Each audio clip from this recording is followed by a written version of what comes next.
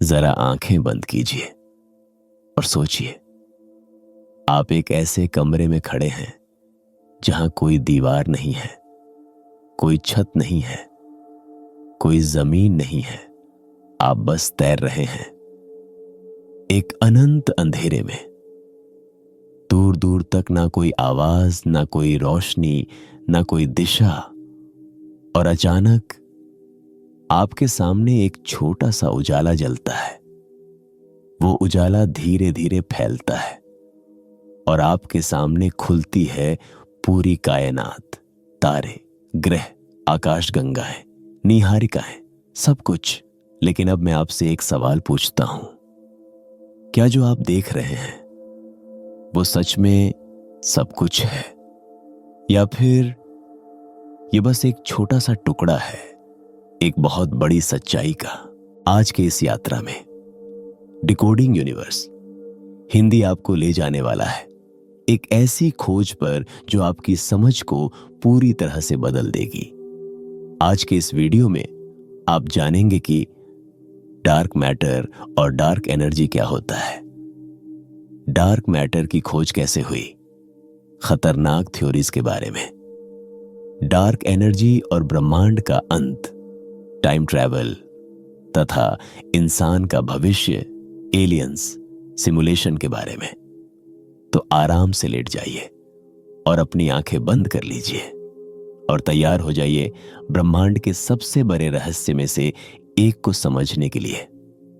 इस चैनल पर हम विज्ञान, अंतरिक्ष और ब्रह्मांड के सबसे जटिल विषयों को सरल और रोचक हिंदी भाषा में डिकोड करते हैं।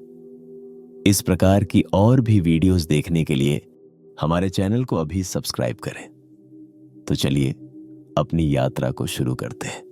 वैज्ञानिकों के मुताबिक पूरे ब्रह्मांड का सिर्फ 5% हिस्सा ही ऐसा है जिसे हम देख सकते हैं। मतलब सूरज, चांद, धरती, तारे, आप, मैं, हमारी आकाश गंगा, ये सब मिलकर भी पूरे ब्रह्मांड का सिर्फ 5% है। तो फिर बाकी का 95% कहां है? क्या वो गायब हो गया? क्या वो किसी दूसरी दुनिया में चला गया? या फिर क्या वो यही है लेकिन हमारी आंखें उसे देखने के काबिल ही नहीं हैं? अब जरा ये इमेजिन कीजिए, आप एक कमरे में खड़े हैं जहां हवा भरी हुई है। आप हवा को देख नहीं सकते, लेकिन आप जानते हैं कि वो मौजूद है। क्यों? क्योंकि वो आपके बाल हिला रही है, वो आपके कपड़े फड़फड़ा रही है, वो आपके चेहरे को छू रही है। मतलब हवा दिखती नहीं है, लेकिन उसका असर साफ दिखता है। अब यही बात पूरे ब्रह्मांड पर लागू कीजिए। डार्क मैटर और डार्क एनर्जी हवा की तरह है।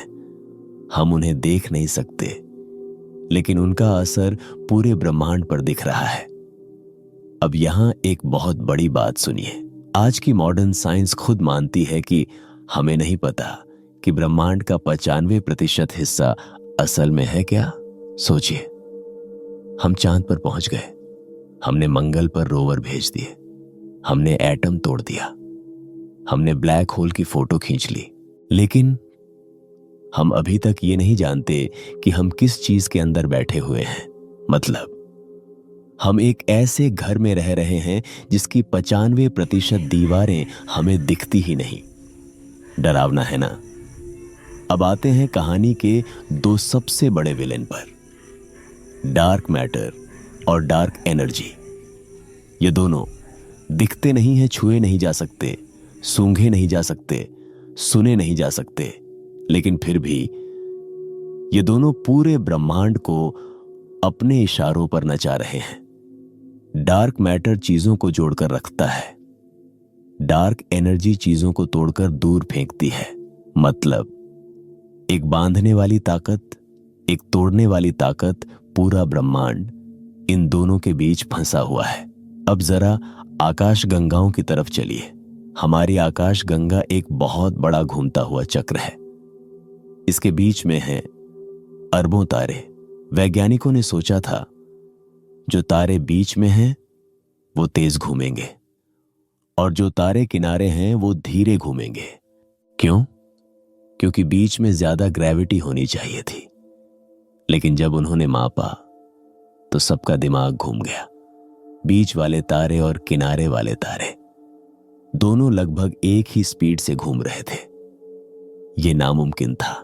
मतलब कोई ऐसी अदृश्य चीज है जो पूरी आकाश गंगा को एक साथ बांध कर रखे हुए है, और उसी को नाम दिया गया डार्क मैटर। अब यहां साइंस का सबसे खतरनाक हथियार आता है, गणित। आप किसी चीज को देखें या न देखें, अगर गणित कहता है कि वो मौजूद है तो वो लगभग हमेशा सही निकलता है। जब वैज्ञानिकों ने ब्रह्मांड का वजन तौला तो उन्हें एक बड़ा झटका लगा। जो मैटर हमें दिख रहा था वो बहुत कम था। ग्रेविटी के हिसाब से वहां उससे कई गुना ज्यादा मैटर होना चाहिए था। मतलब कुछ तो है जो हम देख नहीं पा रहे, लेकिन वो वहां मौजूद जरूर है। अब यहां कहानी में आता है सबसे बड़ा ट्विस्ट। अगर डार्क मैटर सबको जोड़ रहा है तो फिर ब्रह्मांड फैल क्यों रहा है, और वो भी तेज से तेज? 1998 में वैज्ञानिकों ने देखा दूर की आकाश गंगाएं हमसे दूर भाग रही हैं, और जितनी दूर हैं उतनी तेज भाग रही हैं। मतलब कोई चीज है जो पूरे ब्रह्मांड को अंदर से धक्का दे रही है, और उसी चीज को कहा गया डार्क एनर्जी। अब यहां दिमाग हिला देने वाली बात सुनिए। आप सोचते हैं स्पेस खाली है, लेकिन साइंस कहती है स्पेस भी खाली नहीं है, उसमें भी एनर्जी भरी हुई है। और जैसे जैसे ब्रह्मांड फैलता है वैसे वैसे खाली स्पेस बढ़ती जाती है, और उसके साथ डार्क एनर्जी भी बढ़ती जाती है। मतलब जितना ब्रह्मांड फैलेगा उतनी ज्यादा ताकतवर डार्क एनर्जी होती जाएगी। ये सुनकर आपको कैसा लग रहा है? थोड़ा डर लग रहा है? अब जरा ये सीन इमेजिन कीजिए। एक तरफ है डार्क मैटर जो पूरे ब्रह्मांड को एक साथ खींच रहा है, दूसरी तरफ है डार्क एनर्जी जो पूरे ब्रह्मांड को दूर फेंक रही है, और हम बीच में खड़े हैं, एक ऐसी रस्साकशी में जहां हारने वाला पूरा ब्रह्मांड होगा। अभी तक डार्क एनर्जी जीत रही है, और यही वजह है कि ब्रह्मांड तेजी से फैल रहा है। अब यहां सबसे डरावनी लाइन सुनिए। हमारी पूरी दुनिया एक ऐसी चीज पर टिकी हुई है जिसे हम समझते तक नहीं। अगर कल को डार्क एनर्जी का व्यवहार थोड़ा सा भी बदल गया तो तारे टूट सकते हैं, ग्रह बिखर सकते हैं, आकाश गंगाएं खत्म हो सकती हैं, और शायद हम भी। मतलब हमारा भविष्य एक ऐसे रहस्य के हाथ में है जिसका हमें कोई कंट्रोल नहीं। तो अब सवाल यह है, अगर डार्क मैटर और डार्क एनर्जी इतने जरूरी हैं तो वैज्ञानिक अब तक इन्हें पकड़ क्यों नहीं पाए? क्या ये किसी दूसरी दुनिया से आई ताकतें हैं? क्या ये समय से भी पुरानी चीजें हैं? या फिर क्या ये हमारे आसपास ही मौजूद हैं, लेकिन हमारी इंद्रियां उन्हें महसूस नहीं कर पाती? अगले पार्ट में हम उतरेंगे धरती के नीचे, जहां सालों से कुछ गुप्त प्रयोग चल रहे हैं। ऐसे प्रयोग जिनका मकसद है डार्क मैटर को जिंदा पकड़ना। और यकीन मानिए, जो आप आगे सुनेंगे वो किसी हॉरर मूवी से कम नहीं होगा। अब तक आपने जाना, ब्रह्मांड का 95% हिस्सा हमारी समझ से बाहर है, और उस अंधेरे का सबसे बड़ा राजा है डार्क मैटर। वो दिखता नहीं, वो छूता नहीं, वो बोलता नहीं, लेकिन फिर भी वो पूरे ब्रह्मांड को अपने हाथों में पकड़े हुए है। तो अब सवाल ये नहीं है कि डार्क मैटर है या नहीं, अब सवाल ये है कि हम उसे पकड़ क्यों नहीं पा रहे? 1930 का दशक। स्विट्जरलैंड का एक वैज्ञानिक फ्रिट्ज ज्विकी, वो रोज रात एक दूरबीन के सामने बैठता और एक आकाश गंगा समूह को घूरता रहता, जिसे कहा जाता है कोमा क्लस्टर। एक रात उसने कुछ ऐसा देखा जिसने उसकी नींद हमेशा के लिए उड़ा दी। उसने उन आकाश गंगाओं की स्पीड नापी और फिर ग्रेविटी का हिसाब लगाया। गणित ने कहा, यह सब यहां टिक ही नहीं सकती, ये सब तो बिखर जानी चाहिए थी। लेकिन असलियत, वो सब एक साथ जुड़ी हुई थी। ज्विकी ने फिर से हिसाब लगाया। 1 बार, 2 बार, 10 बार, हर बार वही नतीजा। तब उसने कहा, यहां कोई अनदेखा मैटर है। उसने उसे नाम दिया डार्क मैटर। लेकिन दुनिया ने क्या कहा, यह आदमी पागल है। उसकी बातें मजाक बन गई, उसकी रिसर्च फाइलों में दब गई और वो मर गया, इस डर के साथ कि शायद वो गलत था। लेकिन 40 साल बाद दुनिया को समझ आया, ज्विकी सही था। 1970 का दशक। एक महिला वैज्ञानिक वेरा रूबिन, वो सर्पिल आकाश गंगाओं का डिटेल में अध्ययन कर रही थी। एक रात उसने एक आकाश गंगा की रोटेशन कर्व बनाई। मतलब, बीच के तारे कितनी तेज घूमते हैं, किनारे के तारे कितनी तेज घूमते हैं। फिजिक्स कहती थी बीच वाले तारे तेज होंगे, किनारे वाले तारे धीमे होंगे। लेकिन जो डेटा आया वो डरावना था। सब तारे लगभग एक ही स्पीड से घूम रहे थे। मतलब, कोई अदृश्य हेलो है जो पूरी आकाश गंगा को चारों तरफ से पकड़ कर रखे हुए है। वेरा रूबिन ने कहा, डार्क मैटर हर आकाश गंगा के चारों तरफ है। अब कोई मजाक नहीं उड़ा रहा था, अब साइंस डर गई थी। अब अगला सवाल उठा, अगर डार्क मैटर पूरे ब्रह्मांड में फैला है तो वो धरती से भी हर सेकंड गुजर रहा होगा। अभी भी, इस वक्त भी आपके शरीर के आर पार हर सेकंड लाखों डार्क मैटर कण गुजर रहे होंगे और आपको पता भी नहीं चल रहा। तो फिर हम उसे पकड़ क्यों नहीं पा रहे?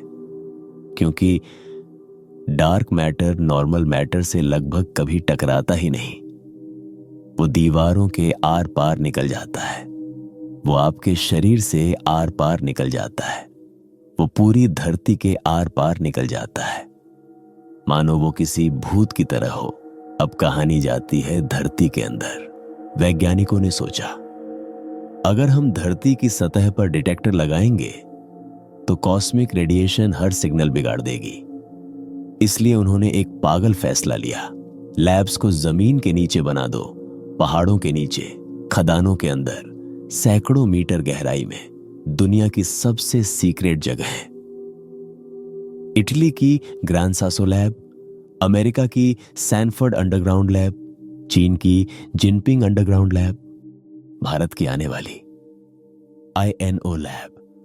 कोई मोबाइल नेटवर्क नहीं, कोई धूप नहीं, कोई बाहर की आवाज नहीं, सिर्फ मशीनें और इंतजार, सालों का इंतजार, एक ऐसी टक्कर का जो शायद कभी होगी ही नहीं। अब जरा समझिए, ये मशीनें असल में करती क्या हैं? एक बड़ी टंकी होती है जिसमें भरा होता है बहुत शुद्ध लिक्विड, जेनॉन या आर्गन। चारों तरफ सेंसर लगे होते हैं। अगर कोई डार्क मैटर कण किसी एटम से टकराए तो एक बहुत हल्की सी नीली चमक पैदा होती है, इतनी हल्की कि इंसान की आंख देख ही नहीं सकती, लेकिन मशीन देख सकती है।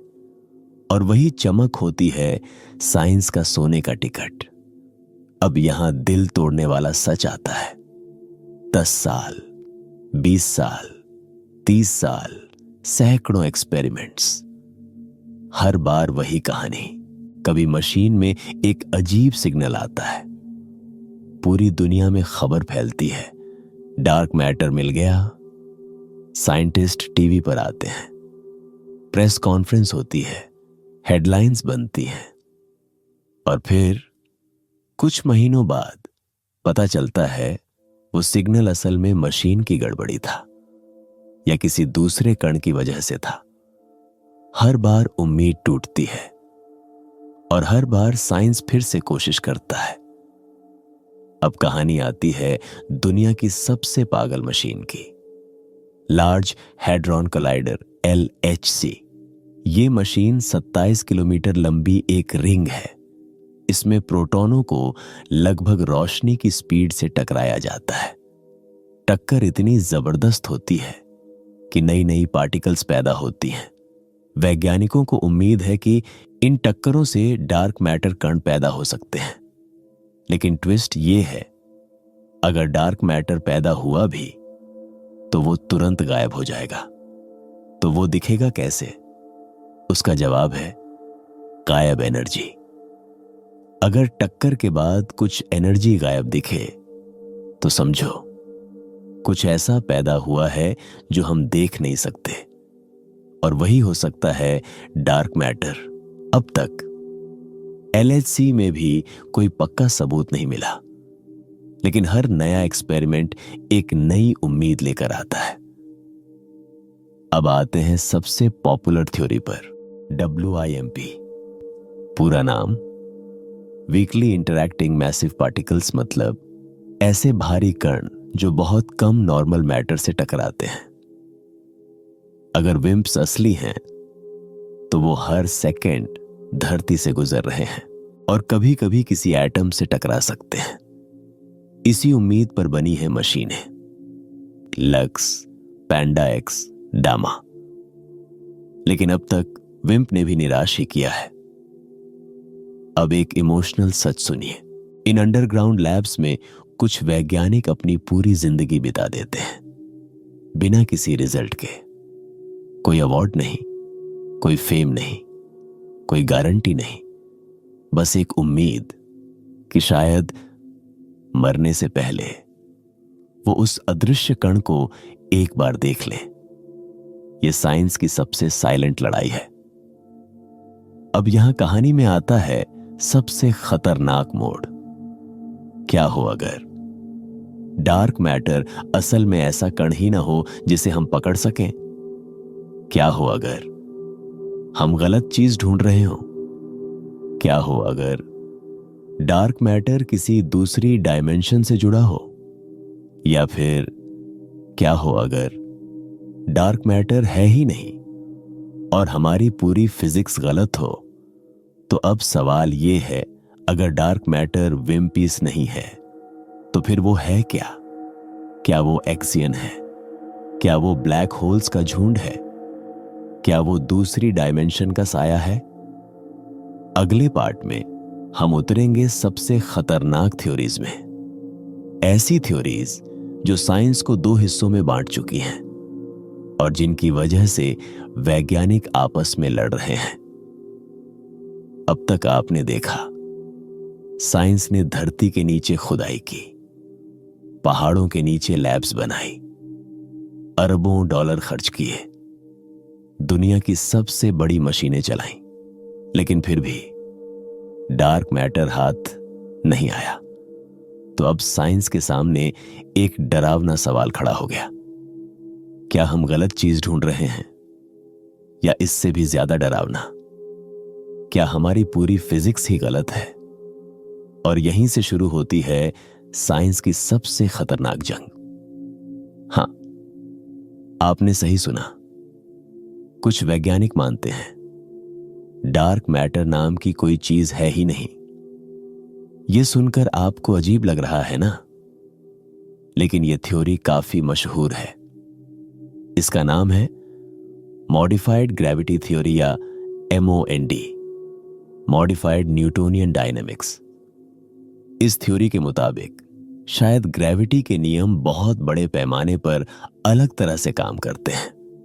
मतलब न्यूटन और आइंस्टीन शायद हर जगह सही नहीं है। अगर ऐसा है तो हमें किसी अदृश्य मैटर की जरूरत ही नहीं, बस हमें ग्रेविटी के फॉर्मूले बदलने होंगे। अब यहां ट्विस्ट है। MOND थ्योरी कुछ जगहों पर बहुत अच्छा काम करती है, जैसे आकाश गंगाओं की स्पीड समझाने में। लेकिन जैसे ही हम ब्रह्मांड के बड़े स्ट्रक्चर या कॉस्मिक माइक्रोवेव बैकग्राउंड देखते हैं, ये थ्योरी फेल हो जाती है। मतलब ग्रेविटी बदलने से सब कुछ समझाया नहीं जा सकता। इसलिए ज्यादातर वैज्ञानिक अब भी कहते हैं डार्क मैटर असली है। लेकिन डार्क मैटर के बिना सोचने वाले साइंटिस्ट अब भी हार नहीं मान रहे। अब आते हैं दूसरे सबसे फेमस कैंडिडेट पर, एक्सियन। ये कण बेहद हल्के होते हैं, लगभग किसी से टकराते नहीं, पूरे ब्रह्मांड में भरे हो सकते हैं और अरबों की संख्या में हो सकते हैं। कुछ वैज्ञानिक मानते हैं डार्क मैटर असल में अरबों खरबों एक्सियन कणों से मिलकर बना है। इनको पकड़ने के लिए खास मशीनें बनाई गई हैं, जैसे DMX #कलदास्क। ये मशीनें रेडियो एंटेना जैसी होती हैं।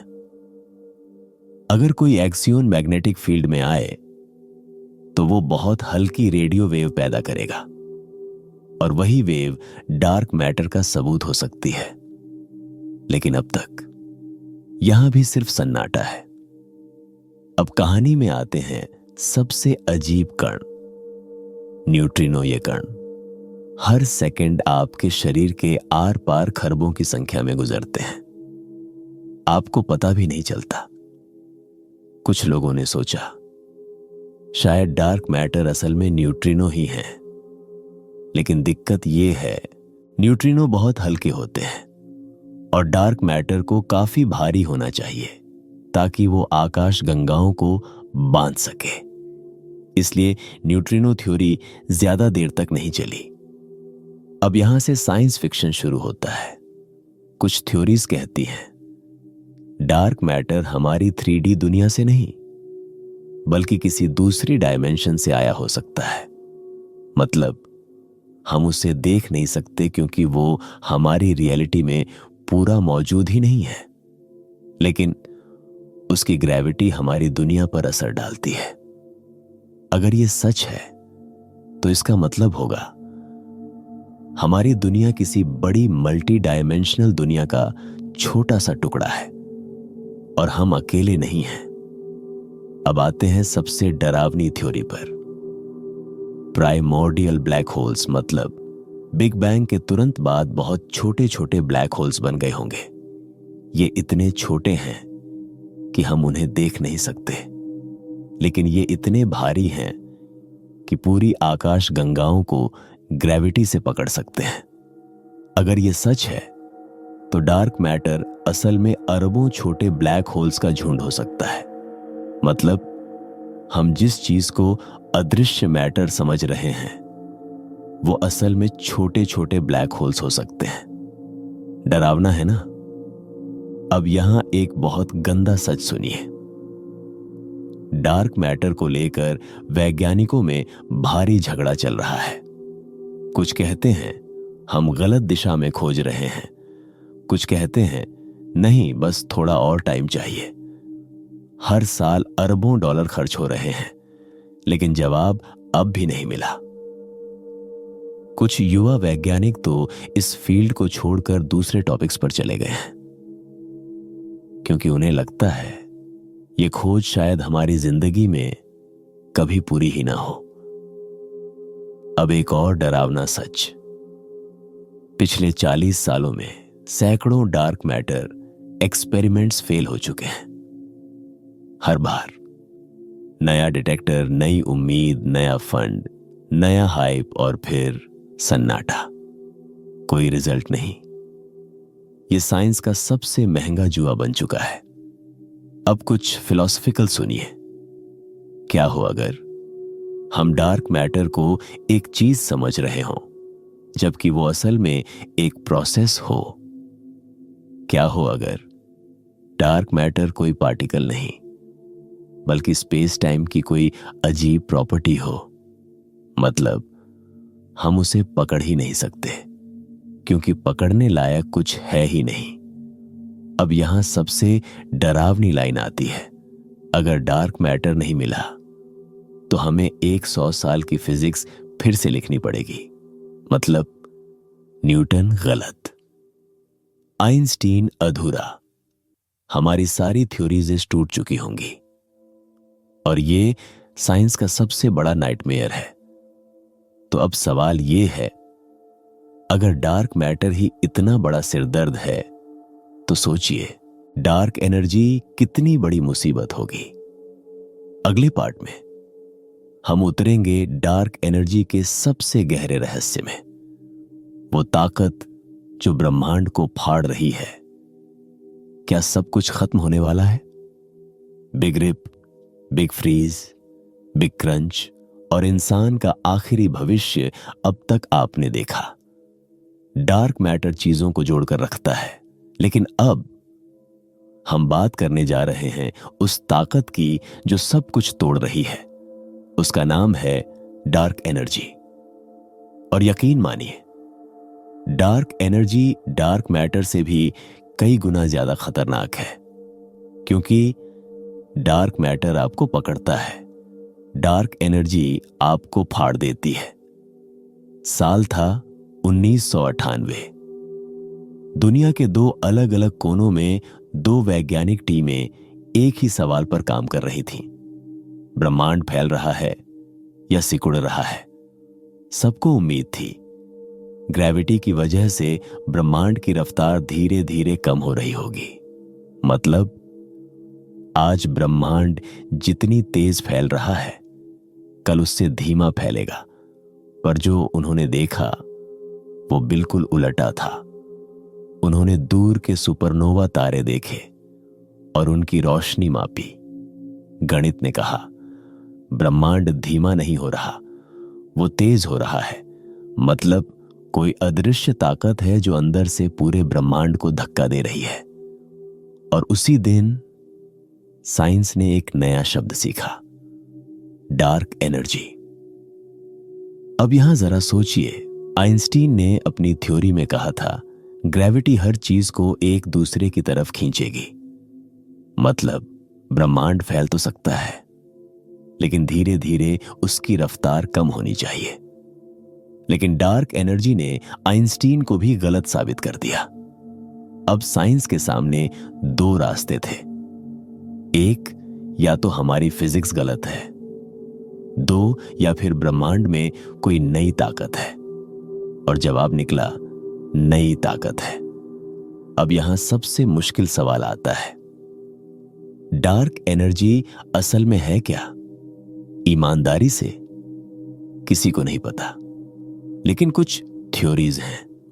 थ्योरी एक, खाली स्पेस की एनर्जी। कुछ वैज्ञानिक मानते हैं डार्क एनर्जी असल में खाली स्पेस की ही एनर्जी है। मतलब स्पेस खाली नहीं है, उसमें भी एनर्जी भरी हुई है। और जैसे जैसे ब्रह्मांड फैलता है, खाली स्पेस बढ़ती जाती है और उसके साथ डार्क एनर्जी भी बढ़ती जाती है। मतलब ब्रह्मांड जितना फैलेगा, डार्क एनर्जी उतनी ताकतवर होती जाएगी। यह सबसे डरावनी थ्योरी है। दूसरी थ्योरी कहती है डार्क एनर्जी कोई फिक्स चीज नहीं है, वो बदल सकती है। इसे कहते हैं क्विंटेसेंस। मतलब डार्क एनर्जी समय के साथ कम या ज्यादा हो सकती है। अगर यह सच है तो हमारा भविष्य पूरी तरह अनप्रेडिक्टेबल हो जाएगा। अब जरा फिर से वही रस्साकशी याद कीजिए। एक तरफ है डार्क मैटर प्लस ग्रेविटी जो सबको जोड़ना चाहते हैं। दूसरी तरफ है डार्क एनर्जी जो सबको दूर फेंकना चाहती है। पूरा ब्रह्मांड इन दोनों ताकतों के बीच फंसा हुआ है और अभी तक डार्क एनर्जी जीत रही है। अब आते हैं सबसे खतरनाक सिनारियो पर। बिग रिप अगर डार्क एनर्जी समय के साथ और ताकतवर होती गई तो एक दिन ऐसा आएगा जब वो हर चीज को तोड़ देगी। पहले आकाश गंगाएं एक दूसरे से इतनी दूर चली जाएंगी कि हम उन्हें देख भी नहीं पाएंगे। फिर तारे अपने अपने सिस्टम से टूट जाएंगे। फिर ग्रह अपने सूरज से अलग हो जाएंगे। फिर आपका शरीर टुकड़ों में बिखर जाएगा और आखिर में डार्क एनर्जी एटम्स तक को फाड़ देगी।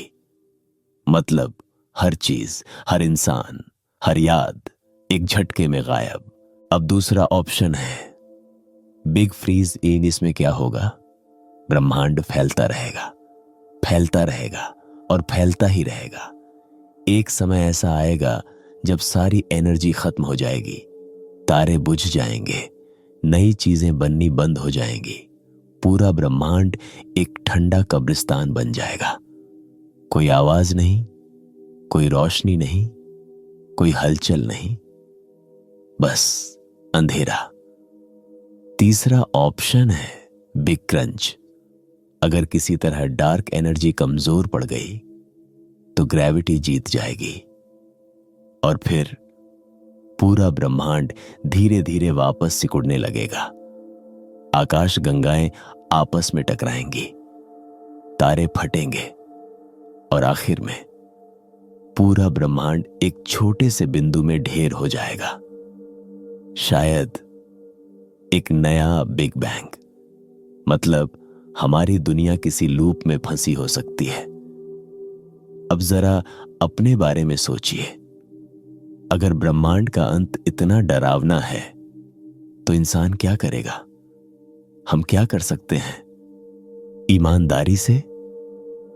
अभी तो कुछ भी नहीं।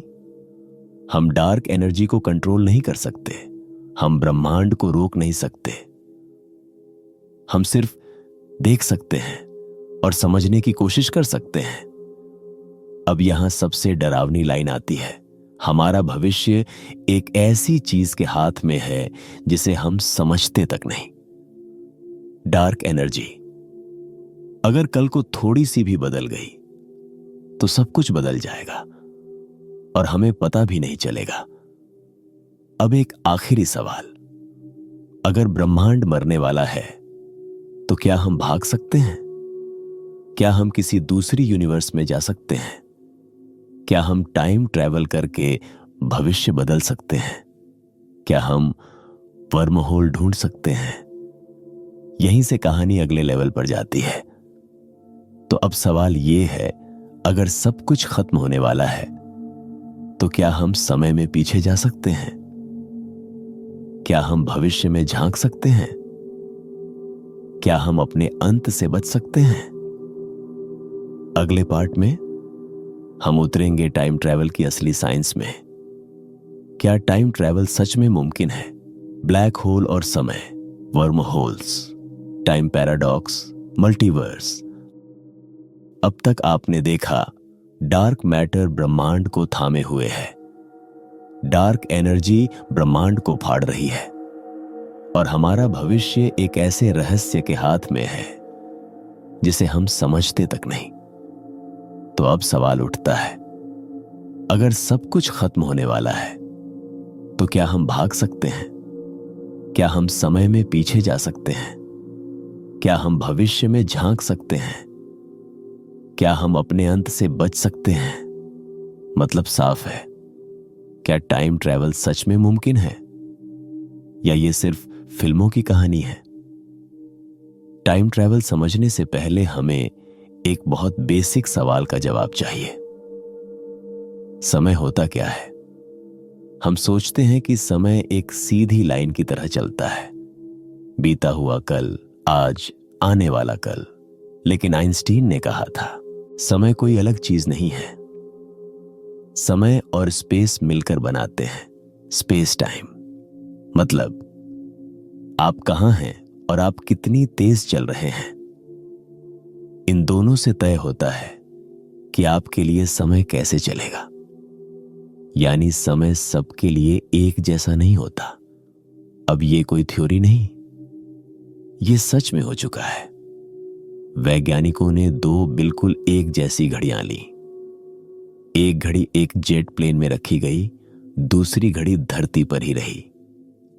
जेट प्लेन पूरी दुनिया का चक्कर लगाकर वापस आया, और जब दोनों घड़ियों को मिलाया गया तो जो घड़ी जेट में गई थी वो कुछ नैनो सेकंड पीछे थी।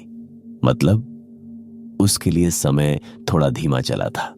यानी टाइम ट्रैवल का छोटा सा वर्जन हम पहले ही कर चुके हैं। अब जरा ये सुनिए, ISS इंटरनेशनल स्पेस स्टेशन धरती के चारों तरफ बहुत तेज घूमता है।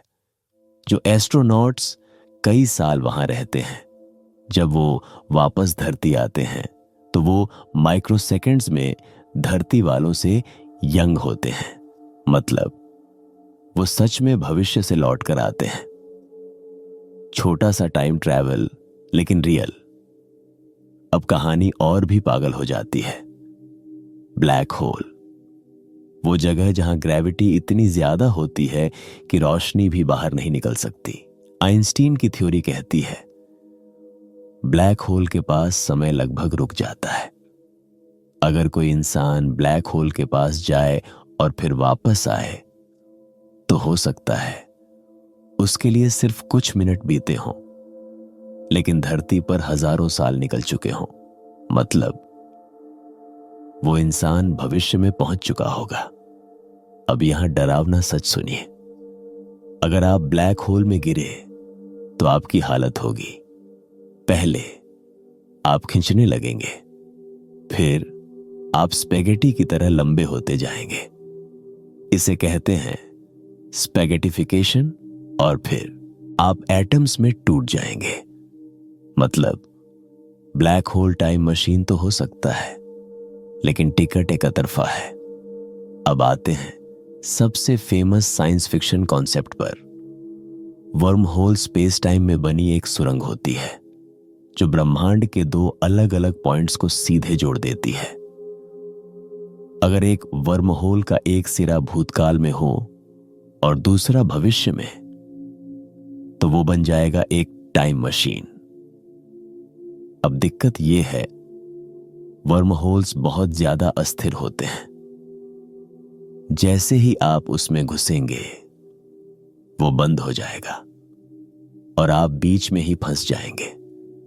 उसे स्टेबल करने के लिए चाहिए एग्जॉटिक मैटर, मतलब ऐसा मैटर जिसकी एनर्जी नेगेटिव हो, और ऐसी चीज हमने आज तक देखी ही नहीं।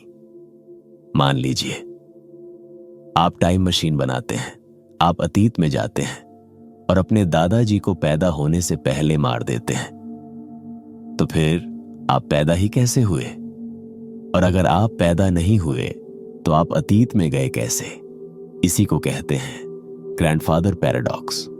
मतलब या तो टाइम ट्रैवल नामुमकिन है, या फिर समय खुद को बदलने नहीं देता। कुछ वैज्ञानिक मानते हैं अगर आप अतीत में जाएं और कुछ बदलने की कोशिश करें तो कोई ना कोई चीज उसे वापस ठीक कर देगी। जैसे आप बंदूक चलाएंगे और वो जाम हो जाएगी, आप ट्रेन रोकेंगे और आप ही गिर जाएंगे।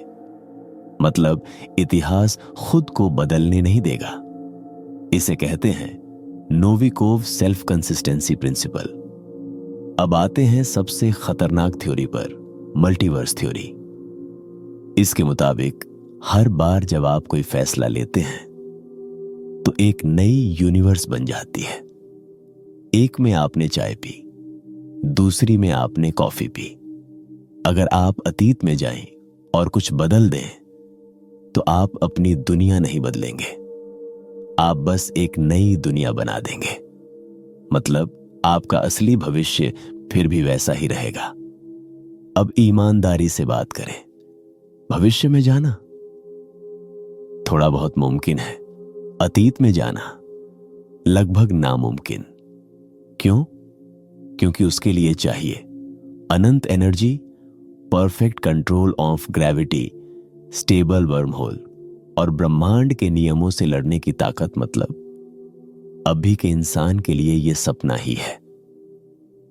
अब एक और mind blowing theory, simulation theory. इसके मुताबिक हमारी पूरी रियलिटी एक सुपर एडवांस्ड कंप्यूटर सिमुलेशन हो सकती है। अगर ऐसा है तो टाइम ट्रैवल बस कोड बदलने जैसा होगा। मतलब शायद कोई पहले से ही टाइम ट्रैवल कर रहा है और हमें पता भी नहीं। अब यहां सबसे डरावनी लाइन आती है। अगर टाइम ट्रैवल मुमकिन हुआ तो हमारी आजादी खत्म हो जाएगी। क्यों? क्योंकि कोई भी भविष्य बदल सकता है, युद्ध रोक सकता है, बादशाह पैदा होने से पहले ही मार सकता है, पूरी हिस्ट्री रीराइट कर सकता है। मतलब टाइम ट्रैवल भगवान जैसी ताकत है और इंसान उस ताकत के लायक नहीं है। तो अब सवाल यह है, अगर टाइम ट्रैवल भी हमें नहीं बचा सकता तो फिर क्या बचेगा? क्या एलियंस हमसे ज्यादा समझदार हैं? क्या कोई सिविलाइजेशन हमसे पहले बच चुका है? क्या हम एक सिमुलेशन में जी रहे हैं? अगले और आखिरी पार्ट में हम उतरेंगे सबसे डरावने सच में, इंसान का अंतिम भविष्य, एलियंस का राज, द ग्रेट फिल्टर। क्या हम अकेले हैं? ब्रह्मांड का आखिरी मैसेज अब तक आपने देखा। डार्क मैटर ब्रह्मांड को थामे हुए है, डार्क एनर्जी ब्रह्मांड को फाड़ रही है। टाइम ट्रैवल शायद मुमकिन है, लेकिन शायद बहुत खतरनाक भी। और अब हम पहुंच चुके हैं सबसे आखिरी सवाल पर, हमारा भविष्य क्या है?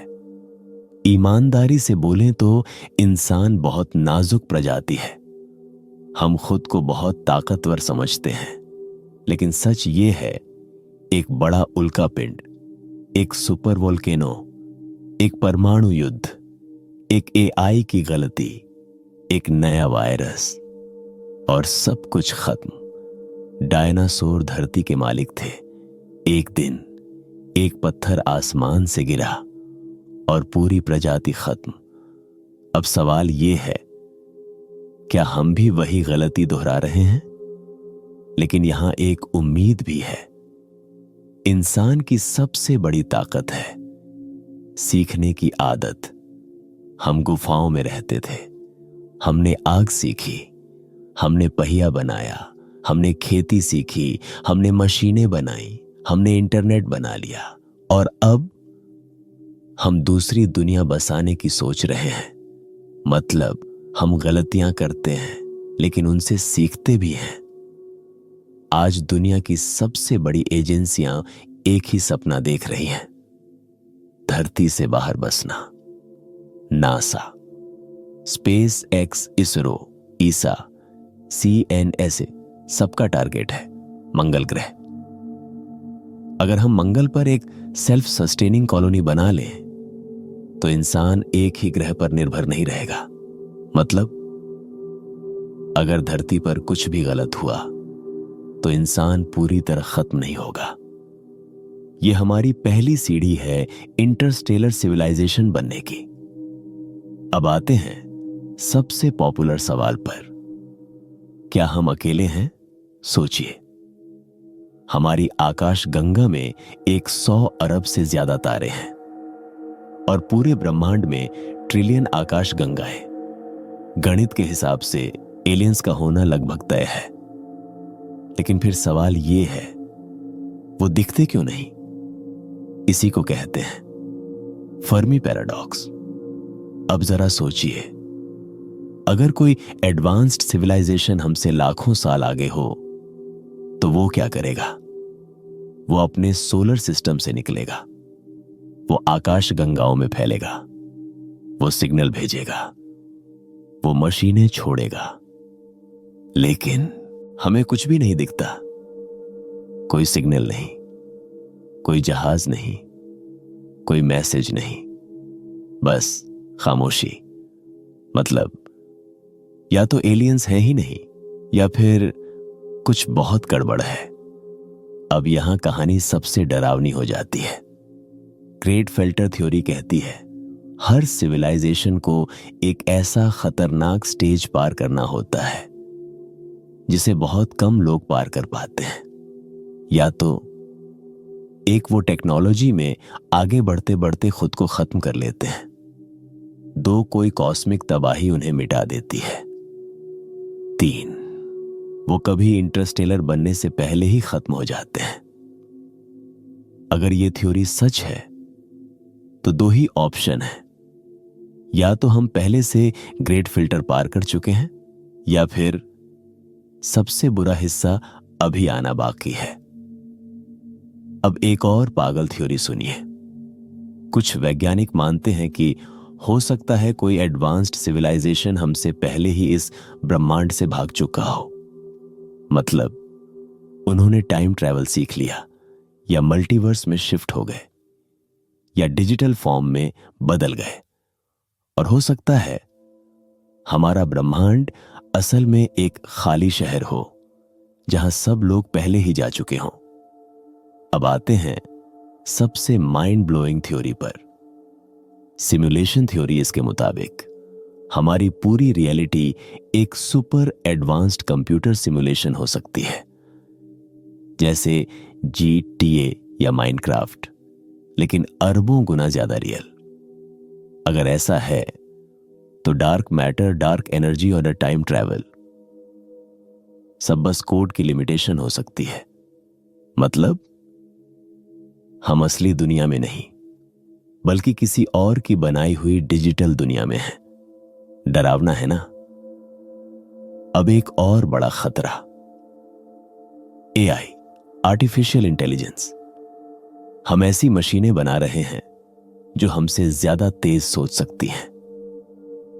अगर एक दिन AI ने खुद फैसले लेने शुरू कर दिए तो क्या होगा?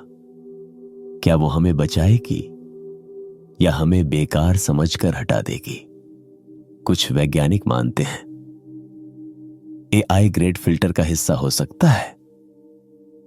अब ईमानदारी से बोले, इंसान की सबसे बड़ी कमजोरी है लालच, नफरत, अहंकार। हम टेक्नोलॉजी तो बढ़ा रहे हैं लेकिन अक्ल नहीं। हम हथियार बना रहे हैं लेकिन समझदारी नहीं। अगर यही चलता रहा तो शायद हम खुद ही अपना अंत बनेंगे।